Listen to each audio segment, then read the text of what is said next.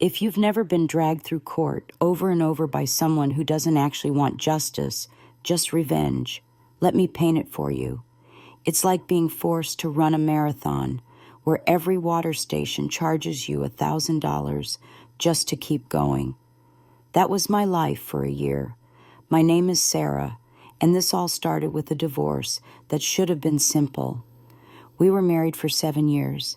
My ex, Eric, was charming when we met, the kind of charming that makes waiters remember his face, and your friends say things like, "He's a catch." He made big promises, big plans, big speeches about taking care of us.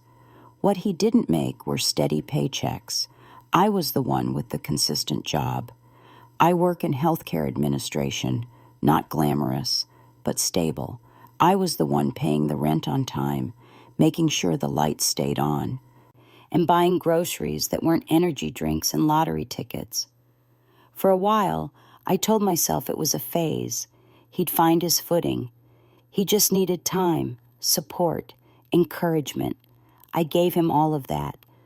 What he gave me back was an affair with a bartender from the place he swore he only went to watch the game. When I confronted him, he didn't even deny it. He leaned against the counter, arms crossed, and said, "You're overreacting. It was just fun. You're so uptight all the time. I needed a break." A break.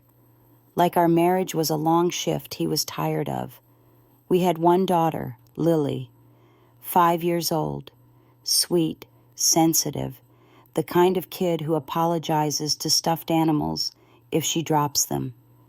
The day I filed for divorce, she colored quietly at the kitchen table while I signed papers in the next room. I remember looking at her and thinking, I'm not going to let her grow up thinking this is love. Getting out wasn't easy. Divorce never is. But at first it was straightforward. We agreed on a custody schedule. I'd have primary custody. He'd have weekends and some holidays, child support, standard stuff. We sat in front of a judge, both with lawyers, and it was done in less than an hour. I walked out of that courtroom thinking the worst was behind me. I had no idea it was only the opening scene. The first time he dragged me back to court, it was 3 months later. I got a notice in the mail, motion to modify custody. My stomach dropped. My lawyer at the time, Erica, met me in her office. "He's claiming you're alienating Lily," she said, reading the papers. "Says you're keeping his daughter from him, poisoning her against him." "That's not true," I said. My hands were shaking. "I've never said anything bad about him in front of her. If anything, I cover for him when he cancels." Erica nodded. "I know, it's weak, but we still have to show up. If you don't, the judge can rule without you." So we showed up. He was there with a new lawyer, sharp suit, expensive briefcase, that gleam in his eye like he loved the smell of billable hours in the morning. The motion was nonsense. He had no evidence, just vague accusations, and a text where I told him I couldn't switch weekends because Lily had a friend's birthday party. The judge dismissed it. Eric was reminded not to waste the court's time. I walked out relieved, until Erica handed me an invoice for preparation, appearance, and follow-up. It was almost $3,000 for a motion we both knew was trash before we even walked in the door. "That's how it goes," she said gently when she saw my face. "Anytime a motion gets filed, I have to respond and appear. I wish it weren't like that." I drove home that day and sat in my car in the driveway for a long time with the engine off. That's when it hit me. Win or lose, every time he filed something, it cost me. Not him. He'd found some low-budget attorney who operated like a subscription service. But me? I had a real lawyer with real fees. The second time, it was concern for Lily's safety. He claimed my house wasn't secure, that I left her unsupervised. He brought screenshots of a social media post where I joked about needing coffee after a sleepless night. Evidence of instability, his lawyer said. Again, dismissed. Again, I paid preparation fees, appearance fees, parking, and childcare for the days I had to miss work. By the third time, even the judge sighed. Mr. Daniels, the judge said, looking tired, this is your third failed motion in under a year. If you continue this pattern, there may be consequences. Yes, Your Honor, Eric said, all fake humility. But when we walked out into the hallway, he leaned close to me and whispered, just for me to hear, see you next month. I stared at him. What is wrong with you? I asked. This is exhausting. It's hurting Lily. He shrugged. You made it expensive to leave me. I'm making it expensive to be done with me. It doesn't have to be like this, I said, feeling my blood rush in my ears. You could just move on, be a decent dad, pay what you owe, stop this. He smiled. Where's the fun in that? I felt sick. It wasn't about winning custody. It wasn't about Lily. He'd found a way to keep controlling my life. Every motion meant time off work, explaining myself to my boss, emails with my lawyer, more money, always more money. By the end of that year, between my original divorce fees and all the follow-up nonsense, I had spent almost $30,000 on lawyers. My savings, the one thing I'd been proud of, the thing that made me feel secure, was almost gone. One night, I sat at my kitchen table with a stack of bills and my bank app open on my phone, and the numbers didn't feel real. I'd done everything right. I'd left a bad marriage. I'd followed the rules. I'd gone through the system. And somehow, I was still paying for his choices. I cried that night, not the dramatic movie kind of crying, the quiet kind where your shoulders shake and you can't quite catch your breath and you keep wiping your face because you're afraid if you really let go, you might not stop. Lily padded into the kitchen in her unicorn pajamas. Mommy, she said, are you sick? I wiped my eyes fast. No, baby, I'm okay. She came closer, looked at the papers. Is it Daddy's fault? The question hit me like a punch. I swallowed. Why do you say that? Every time you're sad, she said thoughtfully, it's because of something Daddy did. Kids see more than we think. I tucked her into bed that night and sat watching her breathe for a long time. I realized something. If I didn't find a way to stop this, I was going to lose more than money. I was going to lose the version of myself who believed life could get better. The turning point came in the most unexpected place, a hallway outside a courtroom that wasn't mine. Our fourth hearing that year had been continued because Eric's lawyer suddenly had a scheduling conflict. That was another fun trick I learned.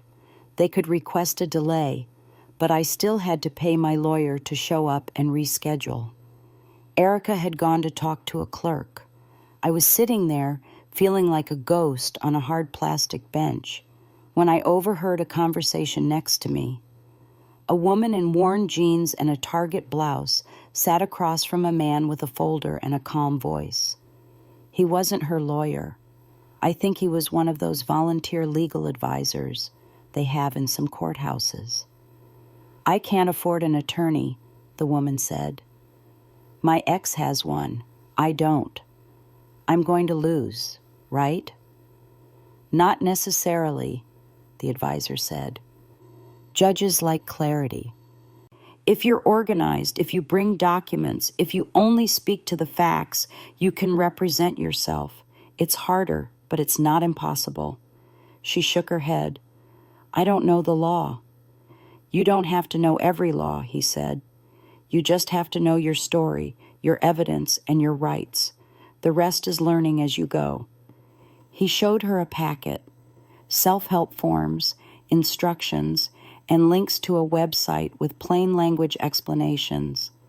My heart started pounding. I'd been raised to believe that if you didn't have a lawyer, you didn't stand a chance. That's what TV shows, older relatives, and everyone always said. But maybe that belief was part of why Eric's strategy was working. He was counting on me to see lawyers as the only way. He was counting on me to keep paying. On the drive home, I thought about what my life would look like if I kept doing this for another year, another 2, another 5. By the time I pulled into my driveway, the math was clear. If I kept hiring lawyers every time he filed something, I'd lose my savings, then my retirement, then maybe my house. So I did something that felt, in the moment, absolutely insane. I stopped bringing lawyers, not right away. First, I did my homework. I spent my lunch breaks in the law library downtown. I found the self-help center on the court's website. I downloaded forms. I read guides written in regular person language. I watched videos by family law judges explaining what they look for, patterns of behavior, proof, consistency, timelines. While Lily colored at the kitchen table in the evenings, I built a binder. In that binder, I organized every filing he'd made, the date, the claim, the outcome. I made a timeline. Under each entry, I wrote how much it had cost me in legal fees. I printed screenshots, texts where he canceled on Lily at the last minute, emails where he threatened to hurt me in court if I didn't give him extra money, a message where he wrote after one hearing, "Congratulations, you won. Hope you enjoy your victory. I'll see how much you're smiling when you can't afford your lawyer anymore." I printed that one out twice. I highlighted the sentence. I didn't show any of this to Eric. I didn't show it to his lawyer. I didn't even show it to Erica yet. I just kept building. By the time our next court date came around, the binder was heavy. In the days leading up to it, Erica called. "We need to prep," she said. "Can you come in this week?" I took a breath. "I'm not retaining you for this one," I said. Silence. "Sarah," she said gently, "I understand this is expensive, but he now has a pattern of harassing you with these motions. If you show up without representation, his attorney will eat you alive." "I appreciate everything you've done for me," I said, "but I can't keep doing this. I'm out of savings, and I think this is what he wants. He's not trying to win. He's trying to drain me. I have to change something." She sighed. "You're not wrong about his strategy. Look, if you're going to do this, at least let me review what you bring, just for an hour, no charge." I went to see her that afternoon. I put the binder on her desk. She flipped through it page by page, eyebrows lifting. "You did all this?" she asked. "Yes." She turned to the last section, the printouts of his texts about draining me. "Bring this," she said. "If the judge gives you room to talk about the pattern, lay this out. Calmly. Don't get emotional. Just explain. Use the word harassment. Not in a dramatic way, in a factual way." "What if his lawyer talks over me?" I asked. "He will," she said. "Don't take the bait. Judges notice who talks too much." She closed the binder and pushed it back toward me. "You're more prepared than some attorneys I've worked with," she said. "You can do this." I didn't fully believe her, but I wanted to. The morning of the hearing, I felt like I was going to throw up in the parking lot. I walked in holding my binder like it was a life raft. Eric was already there, leaning against the wall, scrolling on his phone. His lawyer stood next to him, flipping through a file like he'd already won. When they saw me alone, they both smiled. "No lawyer this time?" Eric called out. "What happened? You finally tap out?" I took a deep breath. "I'm representing myself," I said. His lawyer grinned. "Bold choice." "You could just make this easier and give up," Eric added. "Let me have full custody. Then you won't have to show up anymore." The idea of him having full custody of Lily made my skin crawl. I walked past him without answering and sat on a bench. Inside the courtroom, my legs felt like jelly, but my mind was oddly clear. His attorney went first. "Your Honor," he said, "we are here once again because Ms. Green has demonstrated an ongoing pattern of interfering with my client's parental rights." Here we go again, I thought. Same tired script, twisted stories, misrepresented texts, making my normal parenting decisions sound sinister. I let him talk. When the judge turned to me and said, "Miss Green, would you like to respond?" I stood up. My hands shook a little, but my voice didn't. "Yes, Your Honor," I said. "I'd like to respond and also bring to the court's attention a pattern of harassment through repeated meritless filings." His lawyer snorted quietly. "Meritless," he repeated under his breath. The judge glanced at him. "Counsel." He stopped. I opened my binder. "Since our divorce was finalized," I said, "my ex-husband has filed." I checked my notes. 7 separate motions in 13 months. None has been granted. Everyone has been dismissed, denied, or withdrawn. I've prepared a timeline for the court.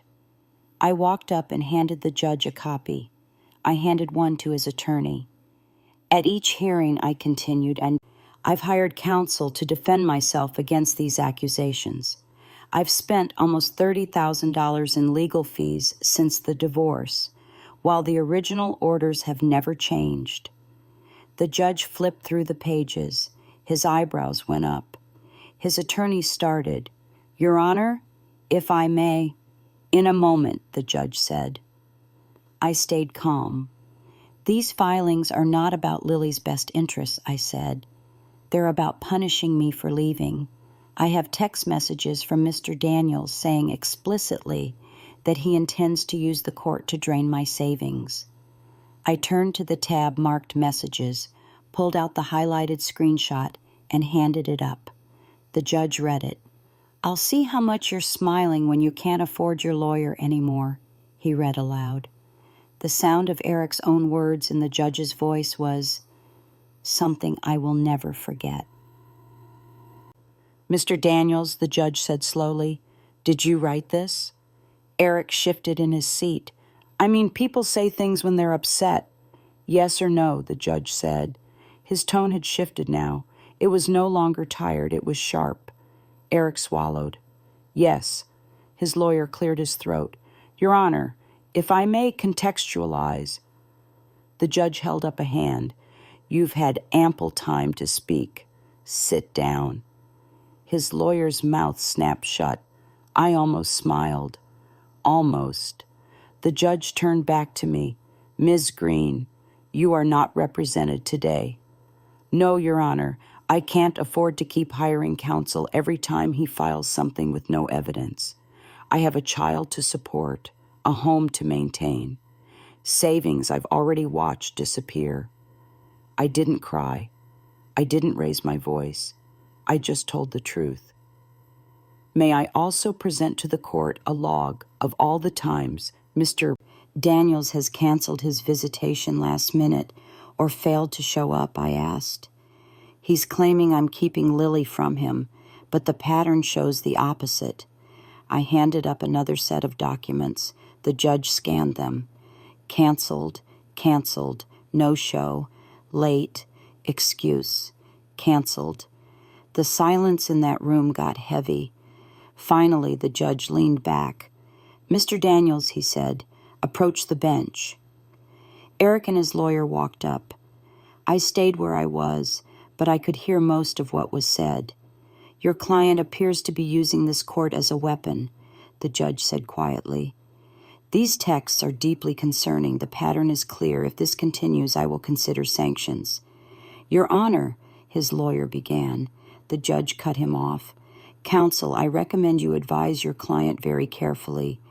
The family court is not a tool for personal revenge." He turned back to me. "Ms. Green," he said in a louder voice, "I am denying this motion in its entirety. Additionally, I am entering an order that before Mr. Daniels may file any further motions regarding custody or support, he must first seek leave of the court.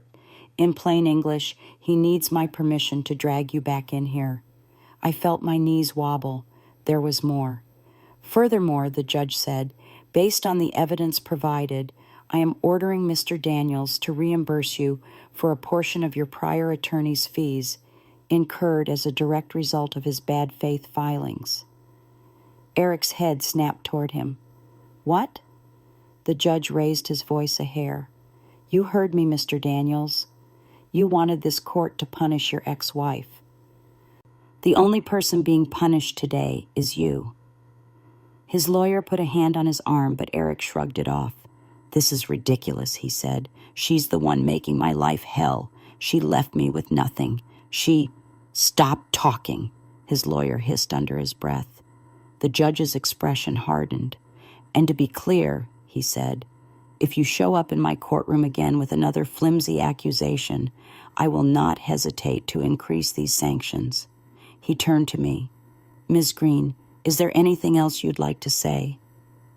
I could have said a lot. About the nights I cried over fees, the fear of losing everything, the way he smiled in hallways like this was a game. But revenge served cold isn't about gloating.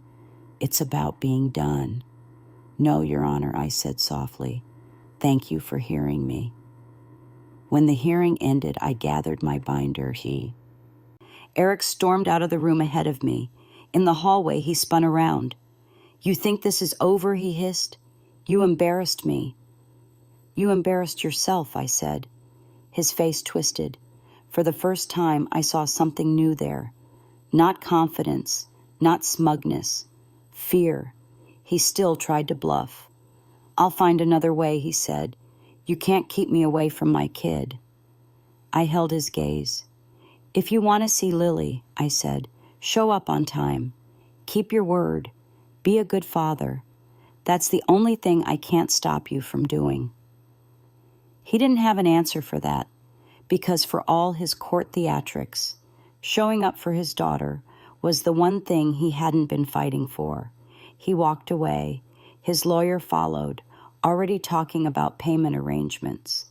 I walked outside into the sunlight, binder in my hands, and for the first time in a very long time, I didn't feel like I was the one on trial. A few weeks later, I got a check in the mail. It wasn't for the full $30,000 I'd spent. The judge had ordered him to pay back a portion, enough to cover a good chunk of the last year's madness. But the money wasn't the real victory. The real victory was the silence. No more surprise motions, no more ominous envelopes in the mail, no more standing in hallways waiting for my name to be called. He'd lost his favorite toy, the ability to scare me with the court system. His new girlfriend called me once. It went to voicemail. She left a message about how unfair I'd been, how men have rights too, how I was playing the victim. I saved it, then deleted the notification. Her opinion didn't cost me anything.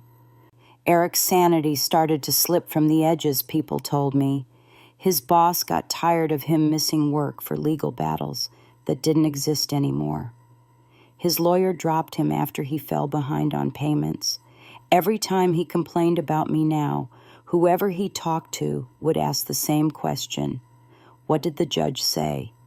And he didn't like that answer. Meanwhile, I started sleeping again. I rebuilt my savings slowly. I started taking Lily to a little diner on Friday nights.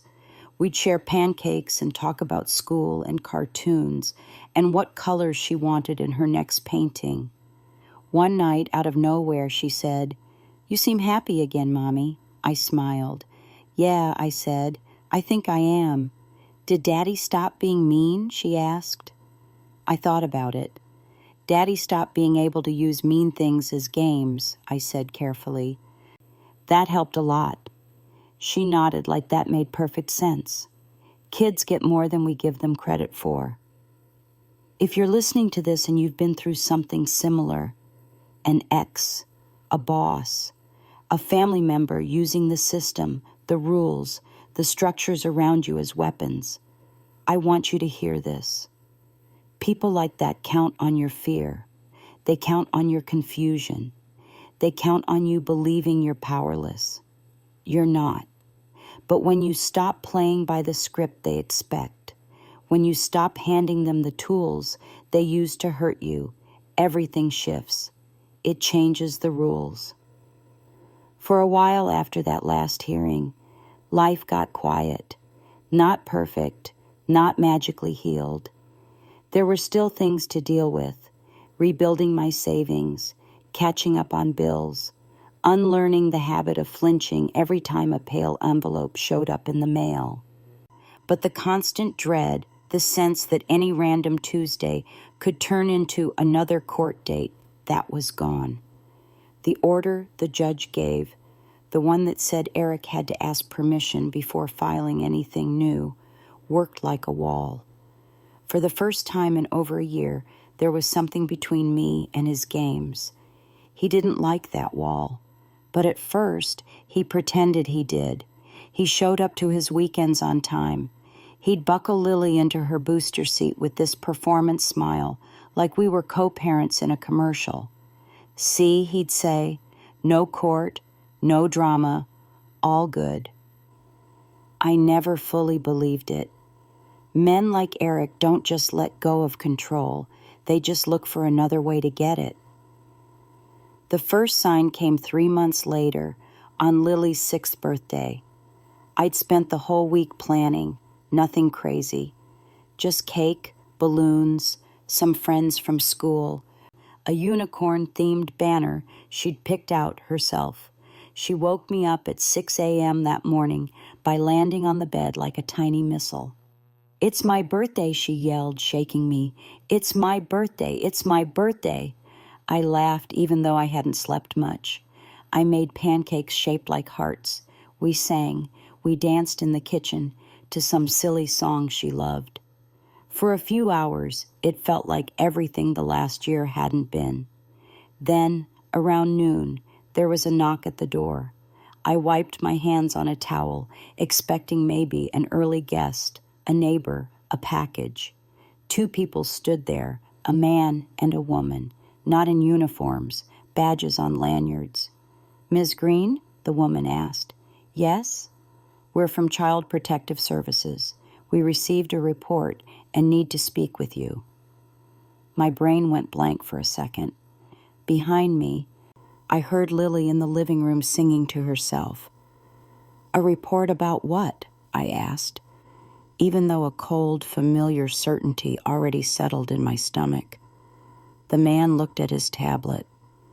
"It was anonymous," he said, "but it alleges neglect, possible emotional abuse. We're required to follow up on all reports of this nature." Of course it was anonymous. I stepped aside slowly. "Come in," I said. "It's my daughter's birthday, so if we could not scare her, I'd appreciate it." They weren't monsters. They smiled, spoke gently, and asked if they could see the house, talk to her. I agreed. What else could I do? I watched CPS walk through my kitchen, decorated with streamers and balloons, through a living room with wrapped presents lined up, into a bedroom with unicorn sheets and crayons on the floor. Lily looked at them curiously. "Are you friends of Mommy?" she asked. "We're helpers," the woman said. "We just talk to families and make sure kids are okay. Is that okay with you?" "Okay," Lily said seriously. "Do you want cake?" By the time they left, they'd checked more boxes than I knew existed. Food in fridge, locks on doors, medicine stored correctly, child clean, no bruises, no fear in her eyes. The woman turned to me on the porch. "I'm going to be honest with you," she said quietly. "This doesn't look like a neglect situation at all. But we don't get to choose what gets reported. We just show up." "Do you know who called?" I asked. "Even if we did, we couldn't tell you," she said. "Just keep doing what you're doing. If this becomes a pattern, and we see it's being used to harass you, That's a different conversation. When they left, I closed the door and leaned my forehead against it. I didn't cry. I'd run out of that kind of reaction months ago. Instead, I went to the trash under the sink, dug past coffee grounds and eggshells, and found the only piece of mail I'd thrown away that morning. A white envelope, no return address. Inside was a single sheet of paper, no name, no signature, just typed words. People should know what kind of mother you really are. I added it to my binder. He couldn't file motions anymore, so he'd picked a new system to play with. Fine, I thought. We'll add that to the pattern. But that wasn't the worst part. The worst part came 2 weeks later, on a Sunday night, when Lily came home from her weekend at his place, unusually quiet. Usually, she bounced in with stories about playgrounds and pizza and staying up so late watching movies he was absolutely not supposed to be showing her. This time she walked straight to her room, shut the door, and crawled into bed still in her sneakers. I gave her some time. Then I went in and sat on the edge of her mattress. "What's up, Bug?" I asked. "You okay?" She shrugged without looking at me. I brushed hair from her face. "Did something happen at Dad's?" She hesitated. "You're not going to get mad?" she whispered. "Not at you," I said. "Never at you." Her eyes filled with tears. "Daddy said, if I tell, I'll make him sad."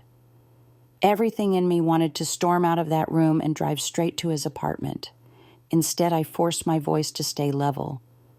"What did he say you couldn't tell?" I asked. She twisted the edge of her pillowcase. "He said, if people ask questions, I should say," she swallowed, "I should say you yell at me all the time, and that you don't feed me dinner, and that you tell me he's a bad dad." I felt something hot and sharp rise in my throat. "He told you to say that?" I asked quietly.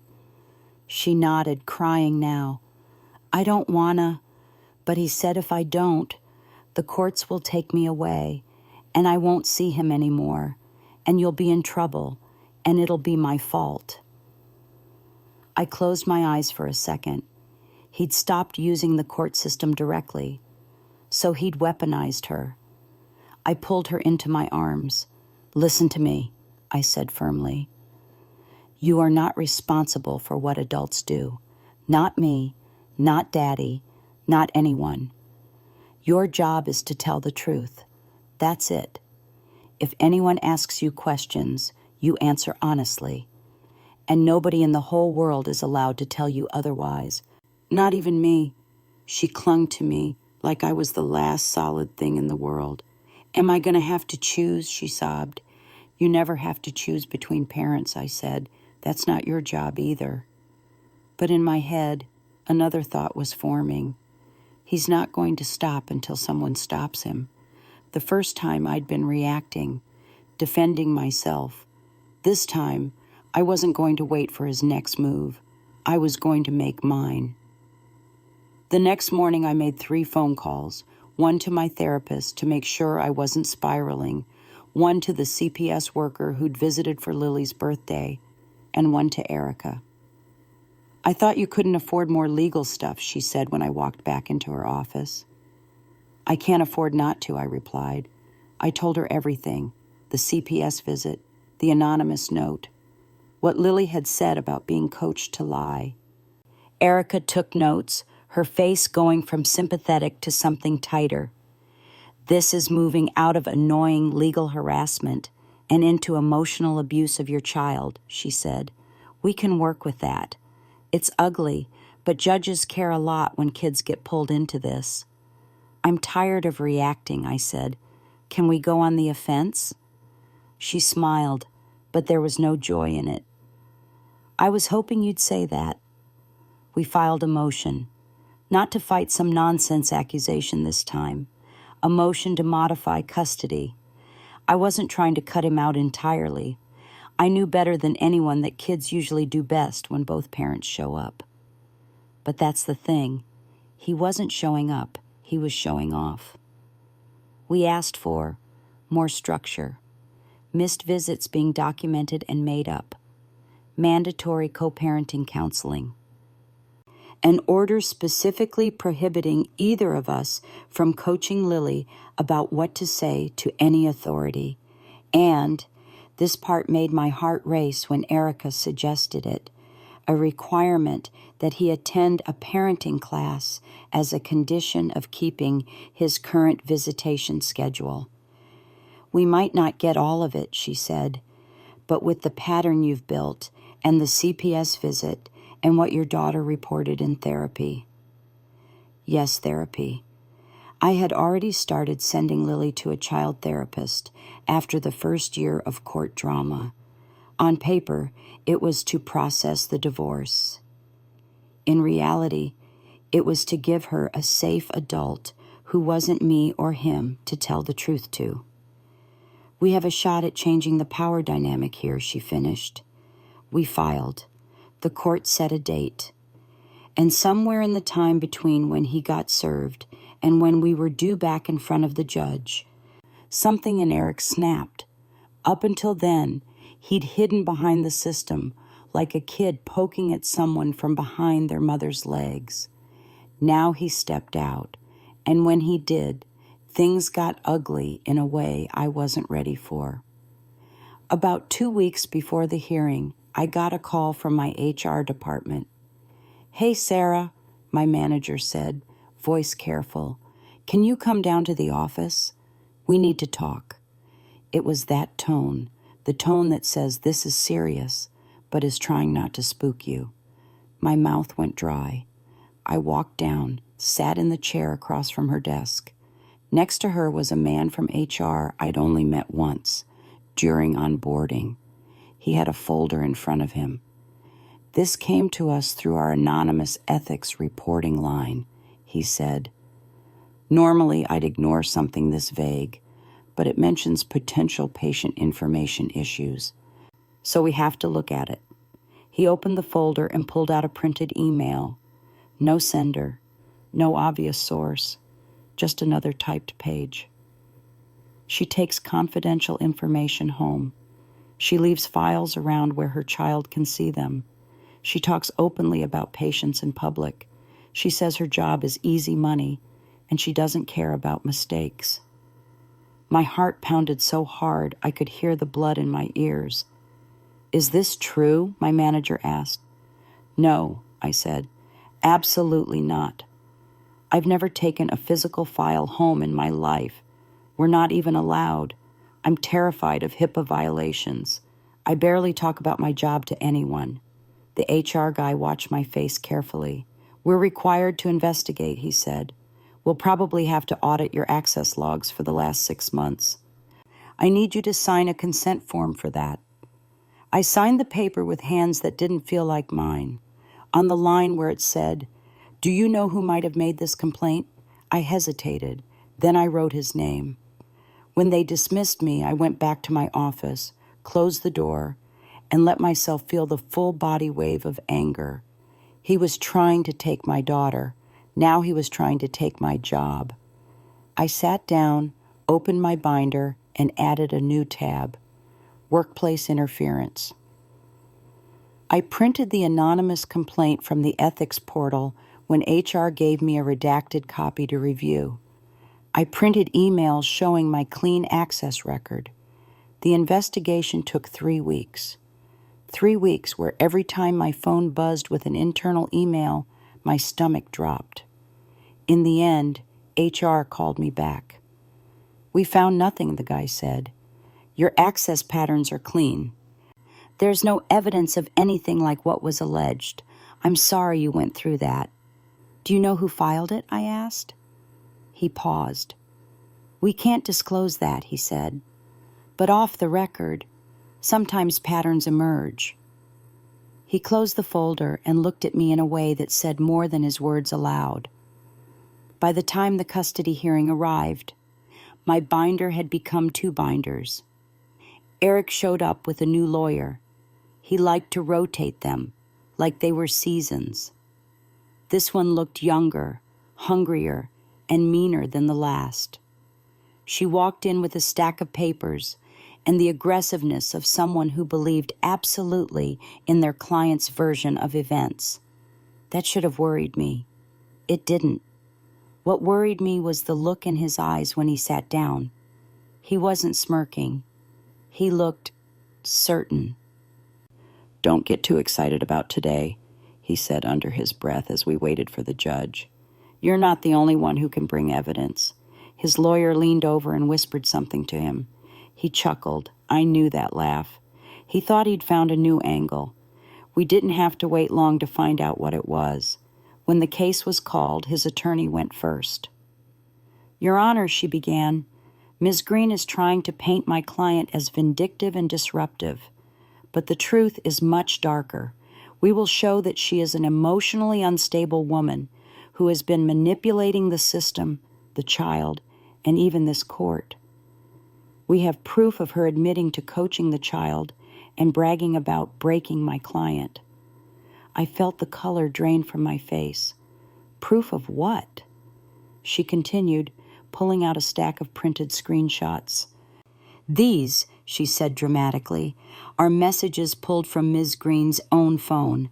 Messages where she admits to using the child as a pawn, where she talks about teaching him a lesson and calling the court my circus."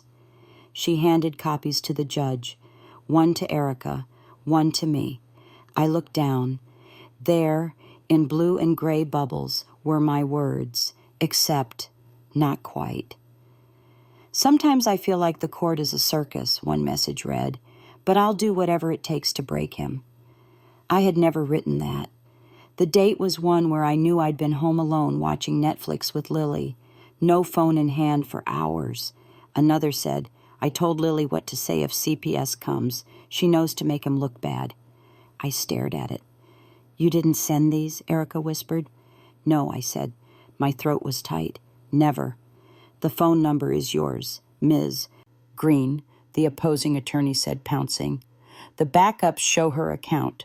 We have a tech expert ready to testify about the recovery process."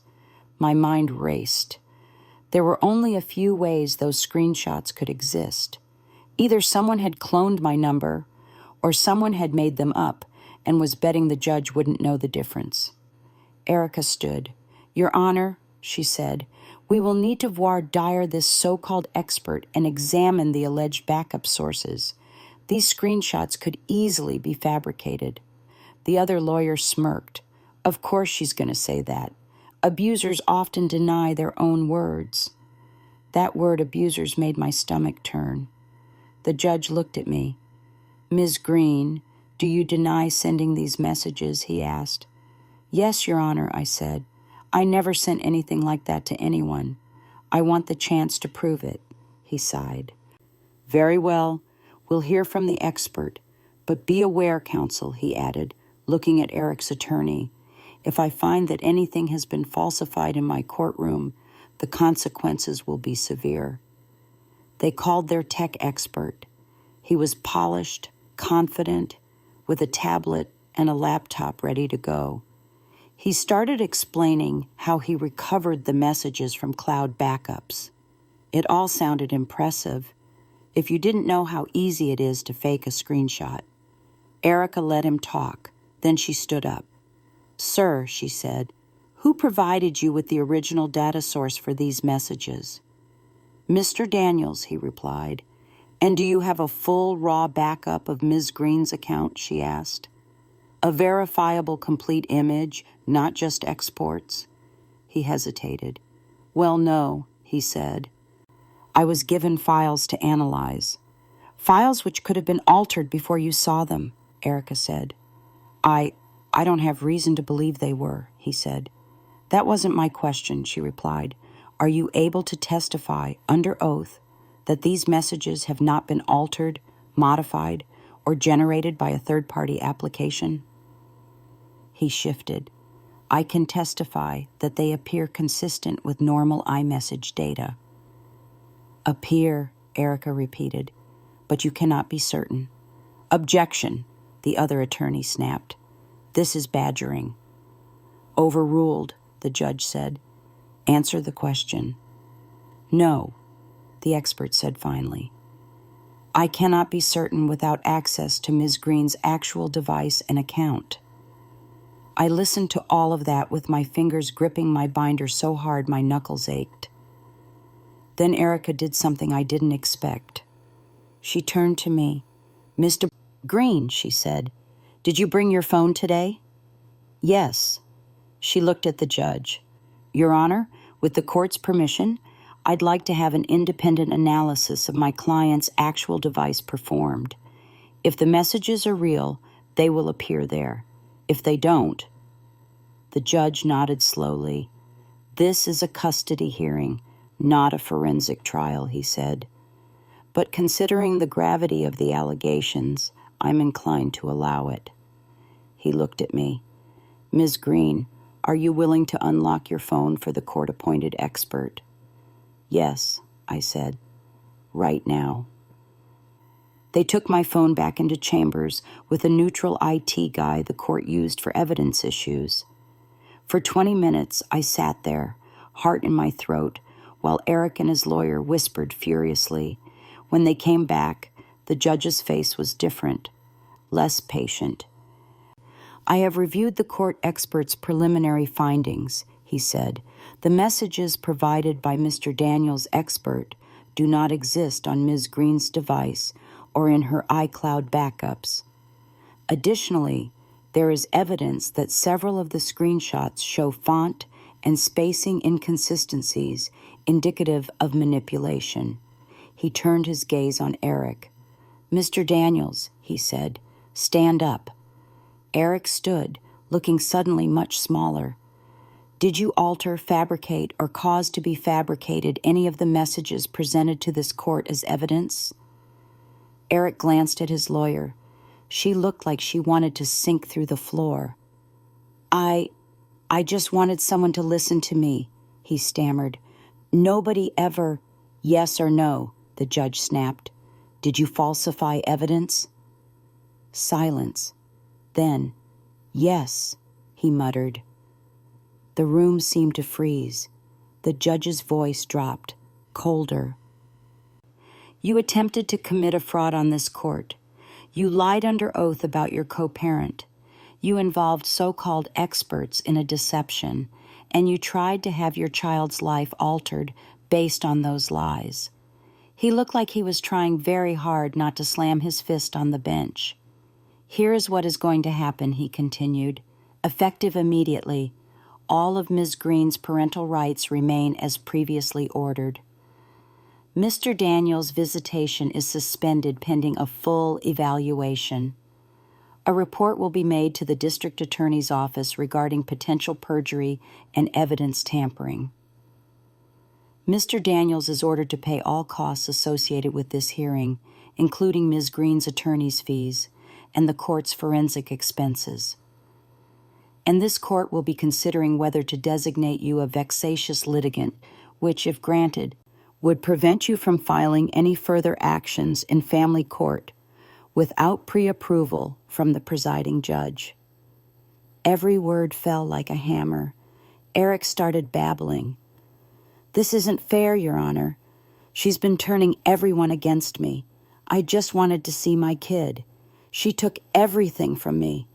The only thing being taken from you today, the judge said sharply, are tools you have repeatedly abused. He looked at me. Ms. Green, he said more gently, do you feel that you and your daughter are in any immediate danger from Mr. Daniels? I thought about the fake CPS report, the call to my employer, the coached lies, and suddenly, for the first time, I let myself admit what I'd been swallowing. Yes, I said quietly, I think when he feels cornered, he gets reckless, and I don't trust what reckless looks like for him. The judge nodded. I'm adding a temporary protective order, he said. No contact outside of court-approved channels. No showing up at your home or workplace. Exchanges, when and if they resume, will be supervised at a neutral location. Eric exploded at that. You can't do this. She's making me look crazy. You're doing a very good job of that yourself, the judge replied dryly. We're done here. He stood and walked out. In the hallway afterwards, Eric's lawyer wouldn't even look at him. You didn't tell me you'd faked those, she hissed. Do you understand what you've done? I could be sanctioned for presenting that. You said we needed something strong, he shot back. You said judges like paper. I said they like evidence, she snapped, not crimes. She walked away from him. Just like that, he lost his newest ally. He turned to me then, eyes wild. This is your fault, he said. You turned everyone against me. I met his gaze steadily. No, I said. You did this. You just finally ran into a room where your charm didn't work. He took a step toward me. Eric a step between us. Don't, she said sharply. You heard the judge. There's an order now. Walk away. For once, he did. A few weeks later, I got another official envelope, not from family court this time, from the district attorney.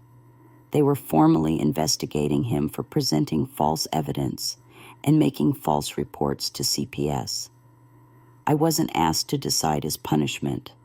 That wasn't my job. I just told the truth when they called me in.